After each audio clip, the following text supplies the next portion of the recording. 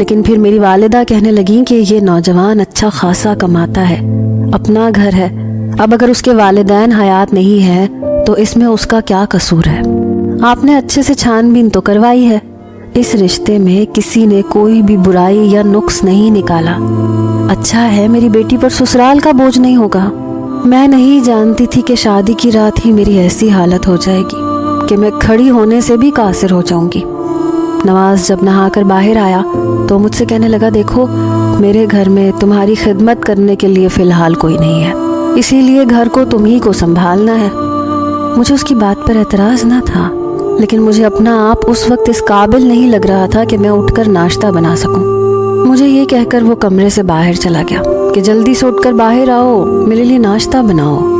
جب میں بیڈ سے اٹھ کر کھڑی ہوئی تو میری کمر یوں تھی کہ ٹوٹ جائے گی۔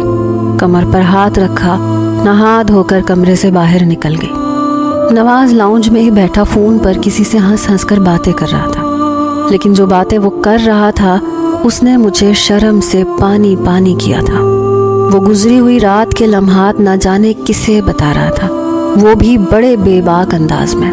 میں فوراً سے نظریں جھکائے کچن میں چلی گئی۔ بمشکل ہی میں نے اپنا اور نواز کا ناشتہ بنایا تھا۔ ناشتے کے دوران میں نے جھجکتے ہوئے نواز سے یہ بات کہی تھی۔ میں نے کہا، نواز میری کمر میں بے تحاشا درد ہے، اس لیے میں شاید رات کو آپ کو وقت نہ دے سکوں۔ نواز اس وقت چائے پی رہا تھا۔ میری بات سن کر اس کا کپ ہونٹوں کے قریب جاتے ہوئے رکا۔ کہنے لگا، دیکھو میں تمہارے اس طرح کے ایکسکیوزز نہیں سن سکتا، مجھے ہر صورت بہت جلد اولاد چاہیے، اسی لیے میں نے تم سے شادی کی ہے۔ اس کی بات سن کر میرا دل بے چین سا ہوا تھا۔ میں نہیں جانتی تھی کہ رات کو میرے ساتھ کیا ہوا، لیکن جو حالت میری اس وقت تھی میں شاید مزید اس بات کی متحمل نہ تھی، لیکن مقابل شخص میری ہر اذیت سے بے خبر بس اپنی ہی منمانی کرنا چاہتا تھا۔ جیسے ہی رات ہوئی مجھے لگا میرا دل کسی نے مٹھی میں لے لیا ہو۔ رات کو پھر نواز نے مجھے ایک دوسری میڈیسن دی۔ میں نے کہا مجھے نہیں کھانی۔ کہنے لگا یہ نیند کی دوا نہیں ہے۔ میں نے کہا پھر یہ کسی اور چیز کی دوا ہے۔ میں نے کہا کس چیز کی دوا ہے؟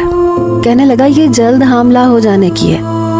یہ سن کر میں کچھ دیر تو اس کی شکل دیکھتی رہ گئی کہ آخر اسے کس بات کی جلدی تھی۔ میری شادی کو کون سے 3-4 سال بیت چکے تھے، ابھی میری شادی کو 4 دن بھی نہیں گزرے تھے، وہ مجھے حاملہ ہونے کی میڈیسن دینے لگا تھا۔ میں نے کہا کہ ابھی تو ہماری شادی کو 1 ماہ بھی نہیں گزرا۔ وہ کہنے لگا میں کچھ نہیں جانتا، شاید تمہیں اندازہ نہیں ہے کہ مجھے کتنی شدت سے اولاد کی خواہش ہے۔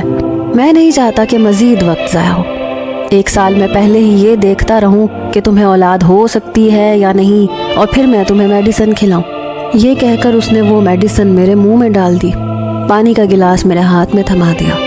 میں نے پانی پی کر وہ دوائی اپنے اندر اتاری، لیکن مجھے حیرت اس وقت ہوئی جب گزشتہ رات والی غنودگی مجھ پر فوراً سے چھانے لگی۔